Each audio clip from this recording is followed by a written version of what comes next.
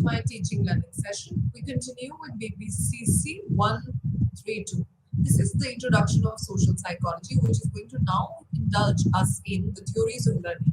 Social psychology is a psychology that speaks about our living and our understanding of thinking, reasoning, problem solving, decision making, livability, perception, attention in our social life. One of the most biggest and most essential aspect of social learning is actually learning. When we tend to learn in a social environment, the first thing that we need to understand is how do we learn aspects of psychology and how an individual learns in a psychological way. Social psychology is one of the main attributes is learning, memory, and attention. And today we start with theories of learning. So let's understand what is learning. Learning is a relatively permanent change which is backed by an experience. So we need to know that learning will never take place until there's an experience which is it backing up. That means we need to live that experience. That's the time that the learning becomes relatively permanent. We need to know when we quote the term relatively permanent, suggests us that learning does not stay with us all the time. It can change, backed by an experience. It can also show divergence, adaptation, etc. So let's indulge into the theories of learning. The first is talking about the classical conditioning. Classical conditioning presumes that when a neutral stimulus is paired with another stimulus, which is called the unconditioned stimuli, it leads to eliciting a response which initially is an unconditioned response. Later, when the pairing of the unconditioned stimuli and the neutral stimuli keeps coming together, it leads to converting the neutral stimuli into conditioned stimuli and the unconditioned response converting into conditioned response. One of the best examples which were given was by classical conditioning Ivan Pavlov. There was a dog experiment which was done by Ivan Pavlov, which stated us that classical conditioning is one of the most foremost conditioning, which is the first conditioning which was given by him itself. Ivan Pavlov was a physiologist who was actually researching his dog. While researching, he found out that his dog started salivating every time there were meat or there was food which was being served to him. So he understood that the dog was being trained, and this kind of training was identified by Ivan Pavlov, who was a physiologist, a psychiatrist, and psychologist further. In day-to-day living, the application of instrumental conditioning is far more than classical conditioning. Classical conditioning is more like a training where we actually train you to make you learn that one stimuli would lead to another stimuli that automatically would lead to a response. So let's understand what is this applicable conditioning that we are talking about. This was given by B.F. Skinner in 1938, and there were some other individuals and psychologists along with B.F. Skinner. They stated that people learn to perform a particular behavior because it is backed by, which is it is supported by something which is pleasurable, something which is like a reward, something that satisfies their need. So that means the equation that we form here is SR consequence, which is stimulus, is leading to a response because there's a consequence which is after the stimuli. A very simple example that we see, because it's one of the most applicable conditioning that we have around, is that of a child who does not like maths has been told that you will be scoring 10 on 10 and I will be making, the mother says that I will be making your favorite meal once you get a 10 on 10 on your maths. So now the stimuli is that the maths exam, the response is that the child needs to score a 10 on 10. Now the consequence is the child will get his or her favorite meal the day he scores 10 on 10. So you realize the response is happening not because it's a maths exam, it's happening, I need to do the maths exam because I will get a reward, which is my favorite meal of the day or of the time. So that is something which is one of the most applicable, I feel, in today's life. Organization, our incentives, our promotions, everything is based upon reinforcement and something which is instrumental conditioning given by B.F. Skinner. Now let's move to the third kind of learning, which we have as observational learning. Observational learning is very connected to social psychology. The reason is social psychology talks about a human functioning in society. How does the human function? Why does the human function? And what are its goals? And one tool to make us function in society is observational learning. So this third part of observational learning is people often learn social attitudes, behaviors simply by watching other people, which means technically we take other people as model. So social learning also gave us a term which was called modeling for children. So children learn speech, regional values. They learn the pattern of speech from whom? They learn it from speakers. Also, don't we say to our little siblings, or parents always pinpoint to the youngest most sibling to observe the eldest most sibling to become their role models. So this is something which is again one of the most common learning which human beings utilize is observational learning, because it occurs because of external reinforcement. The role models that we have, we see them getting popular, we see our role models becoming rewarded, and that's the reason we feel even we want to do the same thing because our role models are getting rewarded. I'll give you a very simple example. Let's take an example, a person who's giving a speech on the stage. The speech is very very flamboyant, it's very clear, it has a lot of examples, it's very interactive, and the observer and the audience love the way the speaker is speaking, and the audience now wants to speak like the speaker. The reason is, why does the audience want to replicate the kind of speaking that the speaker is doing? The reason for it is the entire audience applauded for their speech. So this is the reason talking about. You need to put in hard work, you need to put out your time, you need to give out your strength. So it will cost you time, it will cost you your hard work, it will cost you your sleep, it will cost you your energy. In exchange, or what? Losing time, but costing you a lot of time and energy, but giving you a lot of recognition in the society. This is a simple formula of working hard, giving your time, literally sparing off your day and night and getting the fame and the recognition that you need. This theory is called the social exchange theory, which is given by Kelly and Thibault in 1978. Let's move ahead with further other theories, and there is one of the criticism for learning theories. One criticism for learning theories portrays that individuals primarily reacting or imitating to social stimuli. The theory does not account for any creativity, any innovation or invention. A second criticism stated that reinforcement largely ignores the downplays of other motivation. So, which is also very right. When we are talking about that a child wants to score well in a maths exam, he just needs the meal, a good meal after the exam, and that's the reason he's scoring, which is S, R, and consequence. What about his energy? What about the enthusiasm? What about the other motivators? The teacher motivating the child, wishing them all the best, the friends wishing them, encouraging them. So, are we avoiding and are we actually downplaying the contribution of other motivations, which is encouragement, support, courage that we provide to the child? So, this is another second solid criticism that came about the learning theories. Let's move to cognitive theories now. Cognitive theories presume that mental activities of the individuals are important determinant of social behaviors, which is whatever that goes in your mental functioning, which is the way you reason things, the way the way you see things, the way you perceive, attend, and memorize, will impact your social behavior, which is the way you function in a society. Now, let's understand why social behaviors are so important. Why do we want to find out the determinants of social behavior? The reason for this is that social psychology primarily functions on social behaviors. So these mental activities are called cognitive processes, which majorly includes perception, memory, learning, judgment, problem solving, decision making, etc. Cognitive theory does not deny the importance of external stimuli, remember, but it maintains that there's a link between the stimuli and response, and it's actually not mechanical and automatic. So remember, cognitive theory, like the above conditioning was very robotic. The SSR, which is the stimulus response, is a very, very mechanical. Understand the puzzle until it's all brought together with its pieces. One individual piece will not be understood until it's got together with all its pieces assembled, and that's how you get to know the story. So that suggests that whole is bigger than the sum of the parts. Similarly, I'll give you another example. We've come to the time of digital movie, digital things, and so many other smartphones, smart TVs, etc.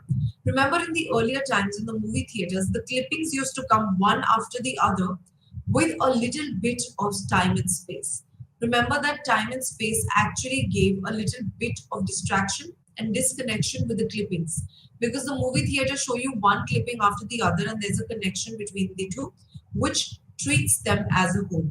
Remember watching a movie, the movie light that comes to you, that falls onto you, actually gets distracted. Scene 1, scene 2, scene 3, scene 4. Remember, it's not going to be whole. It's going to be parts, and parts will not be understood as better as whole is going to be understood. So this suggests that whole is better than the sum of the parts. Similarly, let's take an example of human beings.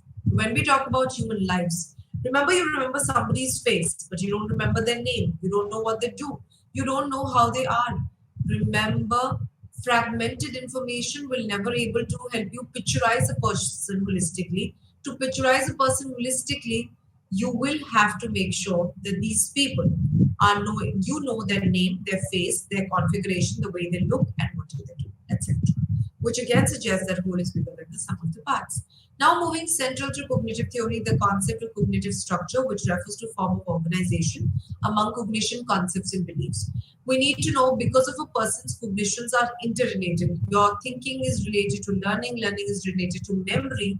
Remember, cognitive theory gives emphasizes to this connection that all your mental cognition is connected and it's structured and it's organized in our memory, and they impact our judgment further.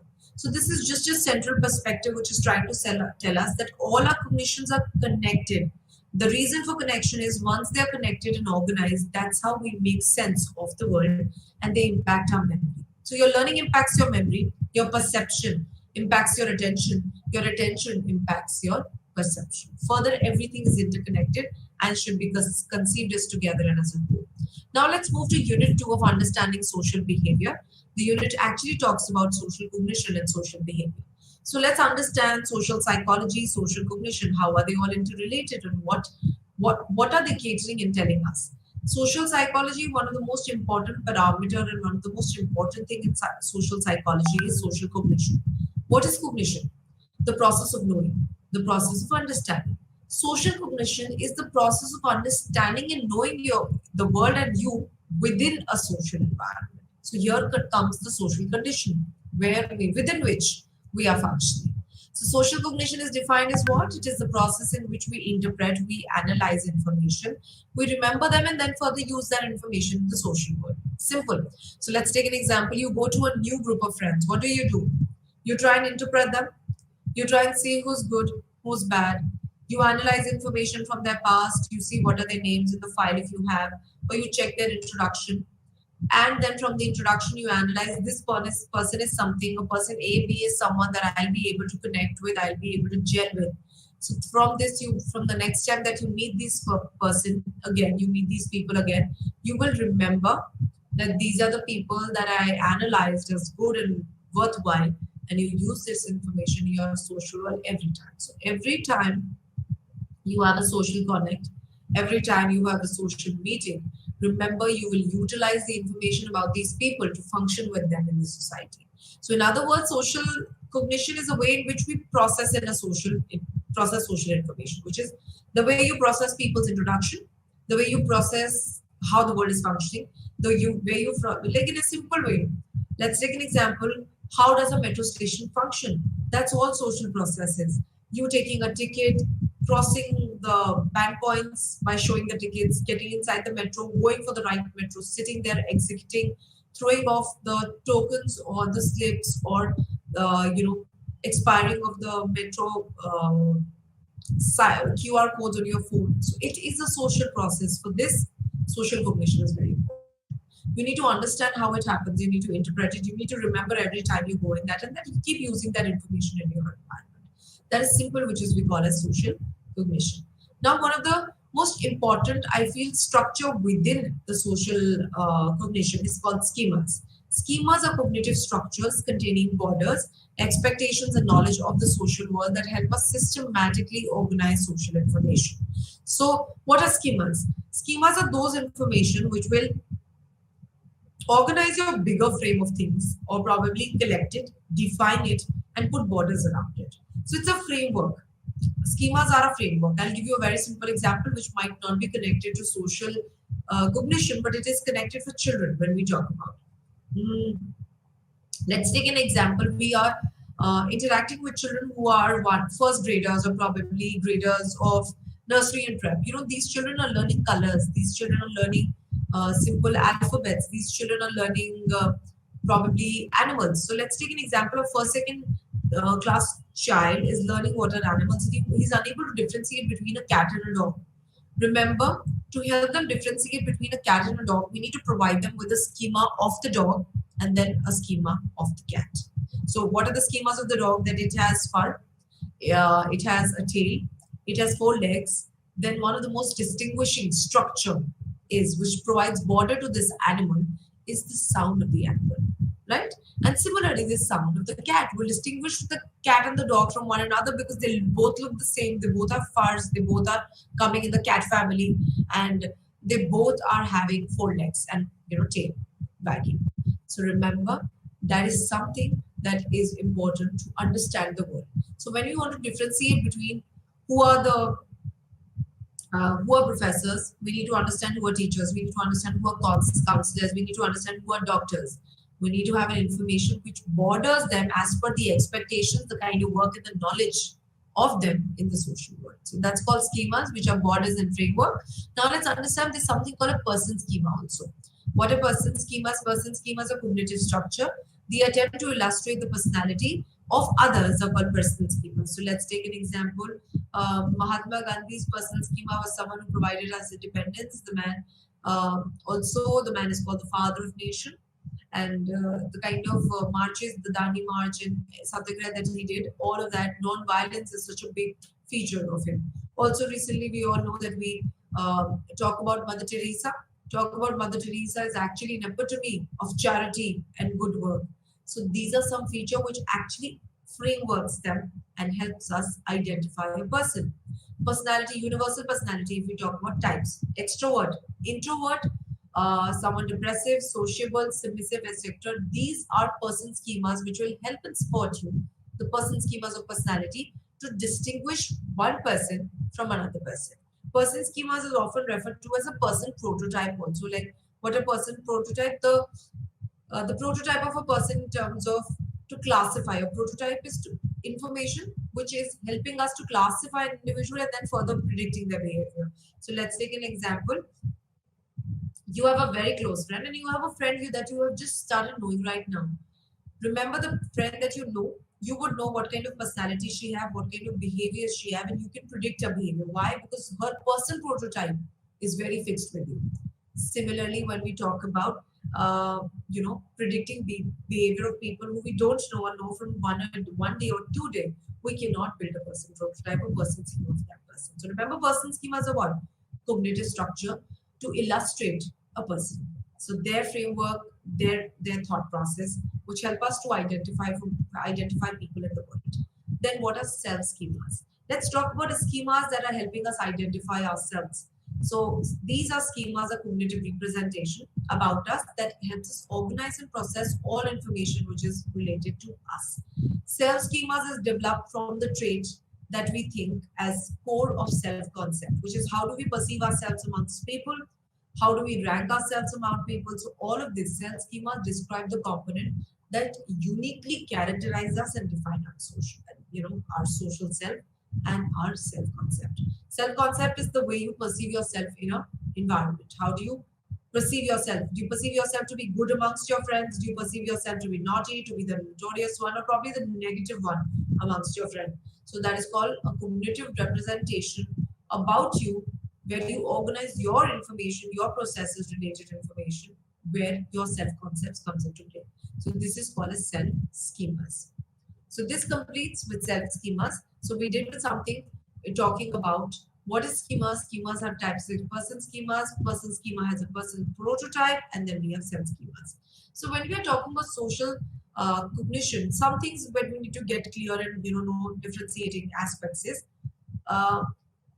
social psychology is an umbrella term. Always remember, it is not something which is equivalent to social cognition, not to confuse that. Social psychology is the study of thoughts, feelings, and behavior of an individual, which are actually influenced by an audience, which could be an imaginary audience, it could be an actual audience also, and at times it could be an implied audience. Imagine implied, people talking about somebody's presence. Then this is the umbrella term. This is the umbrella out of which social cognition is a part and cognitive psychology is a part. Why cognitive psychology is how people function, process, and store information. Social cognition is the scientific study of how people attend, interpret information about their social world. So, what's the difference between cognitive psychology? Cognitive psychology is a bigger field that studies how people assess, process, and retrieve information. So, how do they remember, how they retrieve and analyze information? Cognition talks about how people interpret, understand, and remember information about their social worlds. So, social cognition is a smaller component, cognitive is a bigger component, and they both fall under social psychology. So, just to differentiate between terms that we have no uh, any kind of confusion between the two. Now let's come to group schemas. Group schemas are what when we are talking about different kinds of schema, person schema, self schema. Group schemas are ideally stereotypes that we hold about a group. Stereotypes are actually both positive and negative ideology about a social group or category, like specifying their traits and qualities and attributes, behaviors which is presumably of that group, which is restricted to that group, which is characterizing those members in those social category. Now talking about the role schemas. Role schemas are when we have a person schema, which is on a bigger level. Let's take an example. Women. Women is a group. So of the group, when we talk about, there are schemas that comes within the group, which are the roles of the individuals which are in the group. So when we talk about a male and a female, they are group schemas. Women has a different set of schemas about herself, and male has a different kind of stereotypes about themselves. Males are presumed to be stronger. They are, the patriarchy thought has come from there. They need to be the last. They are the breadwinners of the house. They have the last word in the family. When we talk about women, we usually talk them, uh, actually talk about them as caregivers, someone on the nurturing side, the vulnerable ones, the ones who take care of everybody, nurturing, loving, and caring. Obviously, these roles are shifting today. Women are equally competitive, and they are. We are not talking about the cerebral thought process, we're talking about the physical today. Women and male are both equal in today's category. But what are their roles? Males are considered as roles as predicting, understanding and predicting their roles in society. So, their particular roles for predicting their behaviors that women to be caring and nurturing, women to be taking care of others, to be vulnerable, to not be loud, males to be always strong, males should not be very vulnerable, and we talk about males to be the breadwinners. So these are specific roles which are associated in a social group regarding a specific group. So group has a role, and these roles are called role schemas. Role schema, let's talk about bigger components of society. Teachers. Teachers are considered to always provide knowledge, listen to children, have all the solutions to the answers. Similarly, doctors are life saviors when we talk. So that's a role we think that they know it all. And teachers are one who are nurturers, we know. They know it all in terms of knowledge and education. So see, those are role schemas as per their groups, social groups that we have. Now let's come to event schemas. Event schemas refers to scripts, cognitive structures, and that describes the expected sequence of action and behaviors of people in a particular social cognition. Let's take an example. How do you need to behave in a birthday party? You need to be festive. You need to enjoy it, play all the games, provide a gift to the individual whose birthday party it is. We're going in a concert. What do we need to do? We need to act like guests. We need to be under our seats, enjoy it, do not show abusive behavior. So these are something which is a structured representation of an event, will give us an event schema. So that talks about event schema. So we've done what all? We've done from behind we go. Schemas, person schemas, we come to scale schemas, we come to group schemas, role schema, and event schemas. So let's come again to the type, and you have some major bold points. Person schemas will always have your personality, obviously, will have your appearance, the physical attributes, behavior, and your preferences. Social schema will obviously have, social schemas are more associated to something which is role schemas, which is a man need to be respectful, be a gentleman, to be paying for bill slips, not be doing this. So those are role schemas. Event schemas are need to be working as teachers, need to be professional. Your portfolio needs to be done. You need to respect children. You need to speak to them properly. You need to know all your competency to teach should be good. Self schemas. If you're a doctor, to be treating others, yourself to be healthy, have a great routine, and smarter work is important. So these are something as self schemas. This completes the concept of schemas. Let's talk types of schemas. Let's come to something which is impact of schemas.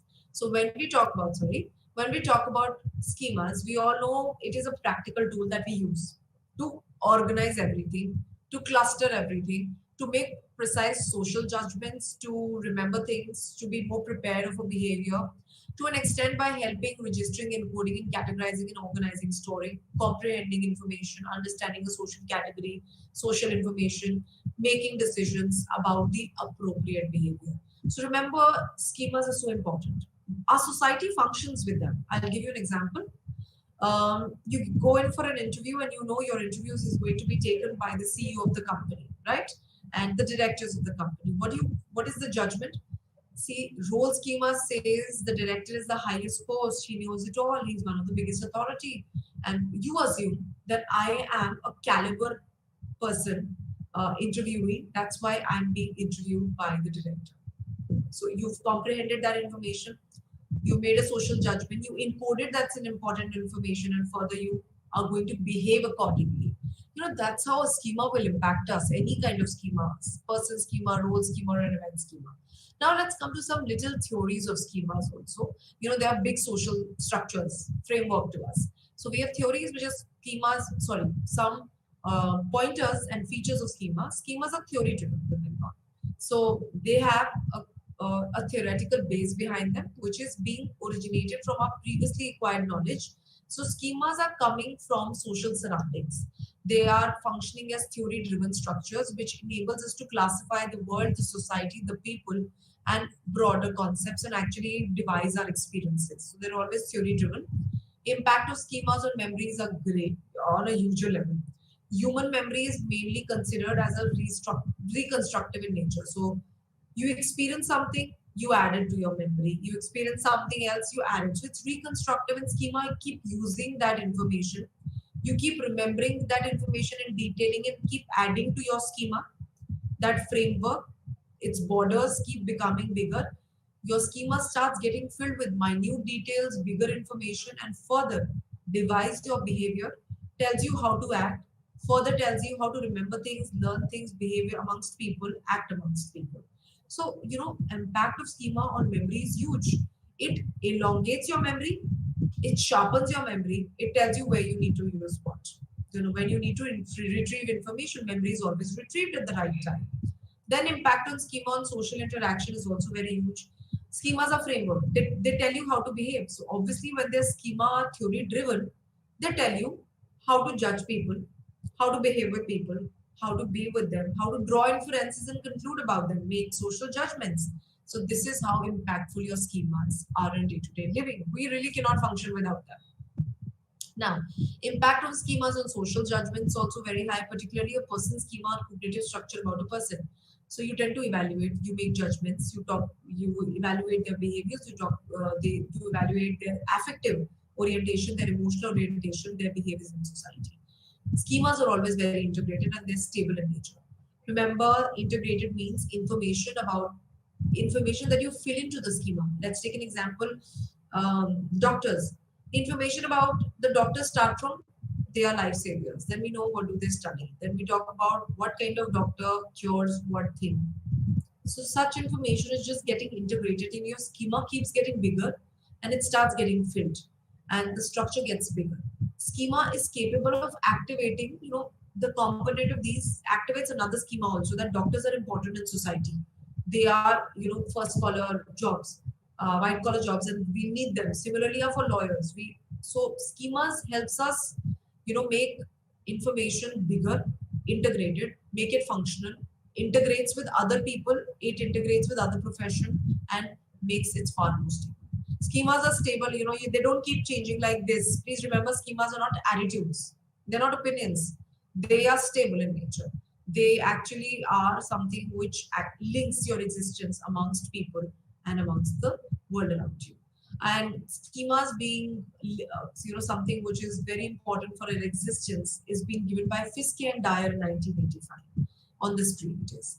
So let's talk about modes of social thought processing. So when we talk about schemas, we need to know how information goes from one process to the other. How do we process information? How does it pass from one mode to the other? So these are some modes of social thought processing. So one we have is continuum model of processing.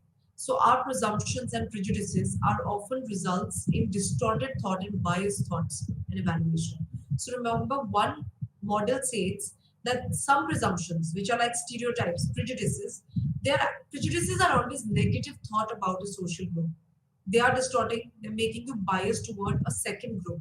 So, when we talk about women are caregivers, women need more support, women need equity. They don't need equality. We need equity. We need what we need to do. We need to get full space in that. So remember, if we talk about women ideology too much, it will make us biased toward it rather than being equal toward it. So it distorts our, thought about what women are like, and it further, makes your cognition and your social schema, prejudiced, biased, inclined towards that. Functionality get reduced. You function according to that biases. You function according to that prejudices. Your schema get restricted. So that's like the continuum model of processing. Also, our thought process is not always guided by prejudices in order to minimize cognitive, miseries. At times, we analyze. We should analyze the social information. We should be very vigilant. We should be systematic. Every information should be analyzed separately, which is piecemeal. Piecemeal is you need to be progressive. You need to pick up each information one by one, analyze and interpret and judge them separately. Also, Norberg and Fiske in 1990 suggested that we process our social information along a continuum, starting from a driven schematic processing to data schematic processing, which is we usually start about judging people and interpreting people's behavior on the basis of stereotyping presumptions we have. So it's a continuum. We start with presumptions, prejudices, and the more we interact with these people, we get the data, we become logical, and we become analytical. You can see that in daily life. That's how it happens. If you've heard something about somebody, you will judge them according to the prejudices that it's been told to you. But once you start talking to them, you're interacting with them, you will judge them according to the data that you get through that interaction. So that's the continuum that Fiske and Norberg in 1990 has been speaking about. Some functions of schema that we always need to know, they guide our behavior, they organize our knowledge, they enable prediction and judgments, assist us to remember what is important, what is known, and they actually make sense of our current experiences.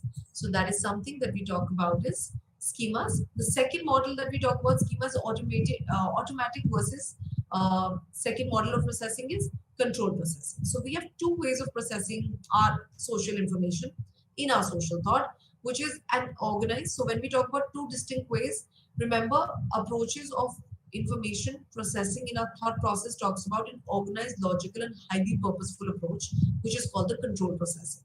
A quick, effortless, spontaneous, intuitive is something which is an automatic processing. So let's take an example. You go for an interview and you've learned like 5 questions, something like rote learning of 5 questions. You get in there, they ask you the same questions. Purposefully, logically, you quote the same answer from A to Z that you learned. That is what? That is a little restricted and controlled processing. Now they ask you another question which is similar to what you've learned, but the question requires real life experiences. So you use your real life experiences, you're very spontaneous, quick, and intuitively answer that question. That is automatic processing. So remember, in a social world, when you are speaking things which are rote learned, that's control processing. But if you're speaking things out of something not what you've learned, not what you've seen, not what is stereotypical and prejudice, but something which is intuitive and new, and something which is effortless is something which is purposeful, and it's going to be an automatic processing. So remember, Devine proposed that we acquire a number of social stereotypes during our childhood, and through these processes of socialization, these stereotypes actually strengthen our exposure in society. Remember, stereotypes are important. They provide us a circle under which we can function. So without stereotype, we might go haywire. We don't have a scheme. So for schemas, always remember, we do have stereotypes also that guides our behavior and our social encounters. Let's come to another mental shortcut.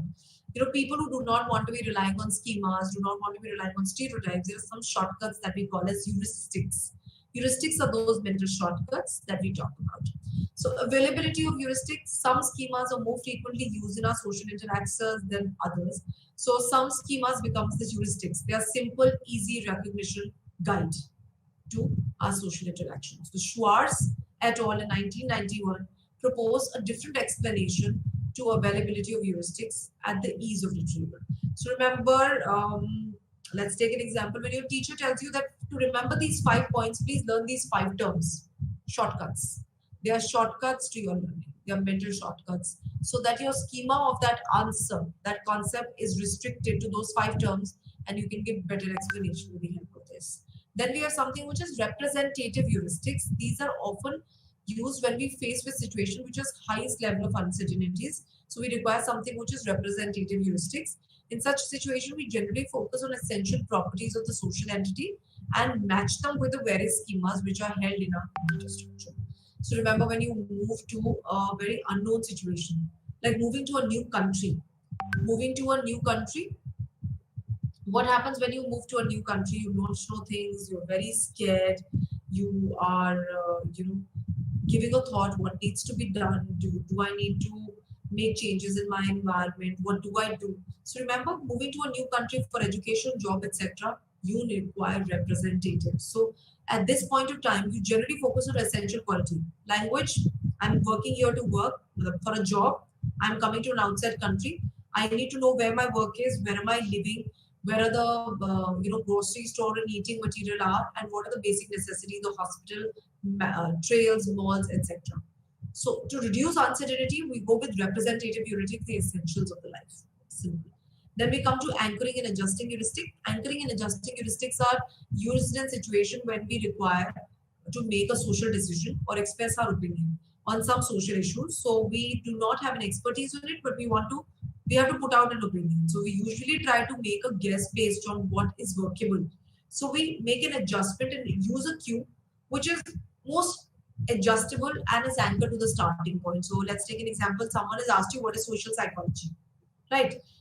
You do not remember, you do not, you need to make a judgment on what social psychology of the teenagers are today. So you probably are not interacting with teenagers, but we generally have an opinion that teenagers are a time of stress and storm. So that's cue. And you devise all your answers according to that cue and you combine it with social functions. So when we have to make a social decision and express our opinion, we use adjustment, heuristic, and anchoring.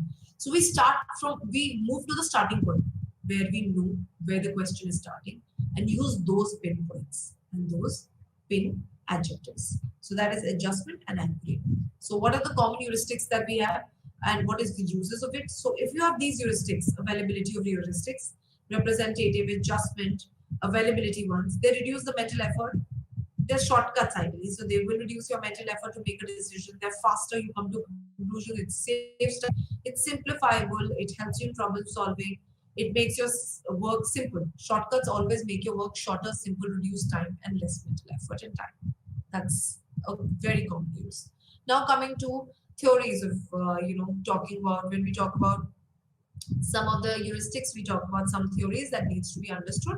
So when we talk about theories, we need to come to some errors in social cognition. There are times when we are making judgments, then we're making opinions about people. There are some common errors that happens in our social cognition. Let's take an example. You met a person. That person stated he has a great deal of experience, etc., and you hire that person. You avoid what degrees that they are carrying. You feel the degree are there, but when your experience with interaction has been very flamboyant, very rich, that could lead to be an error in your social cognition. You avoided the basic thing of knowing the degrees. We made a judgment on the basis of the experience that we had, and we avoided the degrees, and we felt the degrees not important, and further it could lead to errors in the social cognition for you. So, what are the basic social cognition? Some errors that we have. One is cognitive experiential theory, very common one. Our past experience always hover around our head. Hover around our head means it is always, you know, uh, they're always making opinions and judgments of our mind, which means our past experiences uh, actually takes over our logical thinking in order to evaluate a situation. So you use your past experiences over logical explanation, and some intuitive thoughts originate from past experiences. So, old shoes are lucky for him. That's an example. I need to leave at this point of time. It's lucky for me. These are some errors. These are errors which are coming in. It sticks to people. Oh, this is my lucky watch. I need to wear this. I'm going for an interview. I need to wear this color. Wrong. I would not say wrong, but they're not logical. Your intuitive thoughts are taking over the logicals. These are some because happening because of past experiences have been great. Then we are paying attention to inconsistent information. At times, some errors are that in a social situation, we end up getting drawn towards information that are inconsistent, which is at the cost of some consistent and even relevant information. We leave out the important ones. So Bardak and Park in 1996 quoted us reported that participants remembered qualities inconsistent with a gender, like nurturing for males, competitive for females, better than those that usually are inconsistent with genders, which are adventurous for males and emotional for females. So there are times that we can just get swayed away with time. We focus at the cost of some inconsistent information. We focus on inconsistent information. That's common errors in our life. When we interact with people, we get so flamboyant with the fact that they're so gentle, so humble. But remember, at the same point of time, they might be very lazy and not hardworking. So this is something paying attention to inconsistent information rather than consistent one. Then we come to a negativity bias that refers to the notion that even when equal intensity, a human being has a tendency to have a greater weightage given to negative social information rather than positive. This is human tendency. We tend to move towards the negatives rather than moving towards the positives. So that's a common human tendency. Given an exam, the first thought is going to be paper was bad. I'm going to score low, might fail. So that's like the first negative bias that you formed. The paper was tough. It could be that you were, rather than just barely passing, you scored an average number. So in compared to that, we always tend to make a negative bias in a social situation. Then there is planning fallacy. This suggests that when deciding about time, when we talk about taking time to complete a task, we often underestimate time needed. We tend to generalize and overshoot our expectation. Okay, this will be done in this number of time without making planning, without planning steps. Let's take this example. You've got an assignment where you need to do a real world experimentation in a field. You feel 1 month is enough. I'll be able to do it. You need to experiment 100 people. How would be 1 month be enough for you? This is called the planning fallacy that we talk about. Some other potential cost of thinking too much. Overthinking. Social cognition also talks about overthinking for us. Careful thinking results in confusion. Remember, so we need to know it leads to confusion. Overthinking, hovers your judgment. It causes frustration. It simply causes several overthinking, causes you to deeply analyze and spoil it. So it's like the several strawberry. It is always like that. If you deeply analyze something, you actually spoil and rot it and ruin the entire thought. So no overthinking. Counterfactual thinking. Counterfactual thinking is when people tend to think contrary to what has actually occurred. Moving in the opposite direction always, framing the opposite. If let's take an example, there's an accident that happened in the morning. What if the traffic now would be jammed? What if the roads are blocked? What if the road is very dingy and it causes more jams? So, for example, a cricketer thinks, what could happen if we played the match first? What if we won the toss? We could have taken batting rather than bowling. Counterfactual thinking, a big error, fallacy for mind, not to be, it spoils your social cognition. Magical thinking, this is irrational thinking, this is superstition. Extreme contagion, telling people, oh, this is the wrong time to do this, you should not be doing it. Such kind of people are bad. They spoil your fundamental thinking. Magical thinking obviously is not scientific. So that completes with some, social, some errors in your social cognition, which actually spoils our day-to-day living. Now coming to unit 3, which talks about social cognition, which is understanding of social behavior. This is the unit 3. We'll just do a little bit of introduction and complete the concept. So speaking of this was a quick thought. Social cognition has the concepts of social behavior. This is coming from the concept of person perception.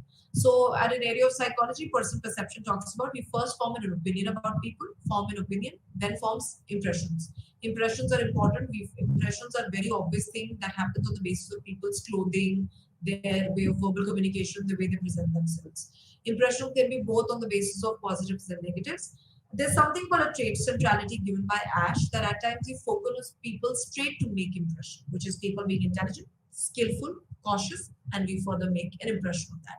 So person impression is like an area of psychology that study how we form impressions about people. First impression is the last impression. That's a very bigger concept. That's called the primacy effect.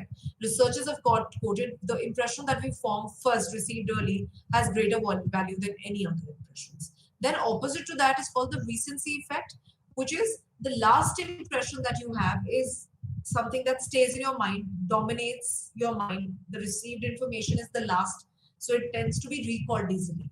Whereas primacy effect is something which is the foremost, the beginning, the anchor effect. That's the primacy. So that influences your perception. Then comes attribution. Once we perceive and we form an impression about people, attribution is what attribution is. Uh, you want to know why are they behaving like this? Why are they so good? So we want to primarily know the reasons behind their behavior. It helps us to predict further behavior. So we want to know why such behavior is happening. That's called attribution. See, attribution is influenced by many other things. There is a personal attribution, there is a situation attribution. Personal attribution is an attribution which is because of a person's trait. Situational attribution is because of the situation.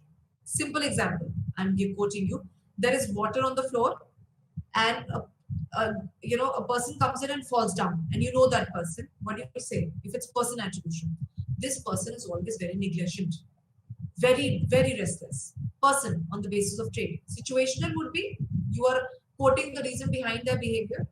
The floor was slippery. People will fall. What kind of, the environment this is? Why people don't clean the floor? Situational, not person.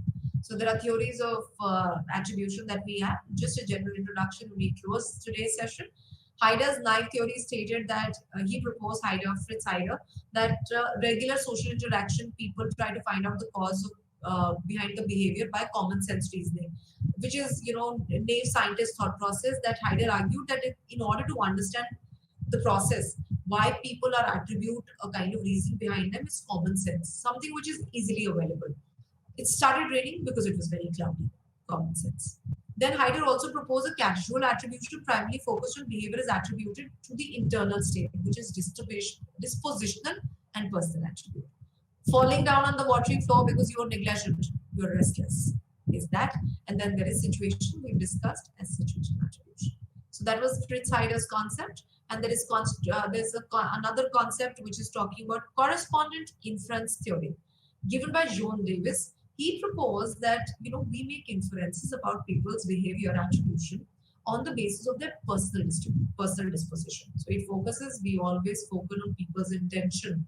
So someone did not score well, did not study, is not intelligent, not working hard. It is the decisions are made on the basis of the person's intentions, what their attributes are. So it's correspondent inference theory. The person is correspondent, you infer according to them. So that is John and Davis' concept. Secondly was inferring a person's behavior corresponding to underlying disposition when the outcome of the behavior is socially undesirable. So low socially undesirable behaviors are inferred as the consequences of personal disposition, which means if you do not perform well, it's because of your internal aspect. But if you perform well, it is because of your situational attribution. So who he scored well, that means you scored well because the paper was easy. He scored well. Why? Because the paper was easy. The teacher marked it leniently. But if you are low social desirable behavior, you did not score well, you failed. You are not studying. You are not intelligent. You're not working hard. That is low socially desirable inference theory. So that finishes with something which we talked about, inference theory. These are very important for social categories. Always remember forming an attitude formation, forming an impression, and forming an attribution pattern. Remember, this helps us understand society, helps us understand ourselves also a lot. Self-schemas are very well understood by all of this, attributing each other's behavior. That's all for today's inference, and that's all for today's time. Thank you so much.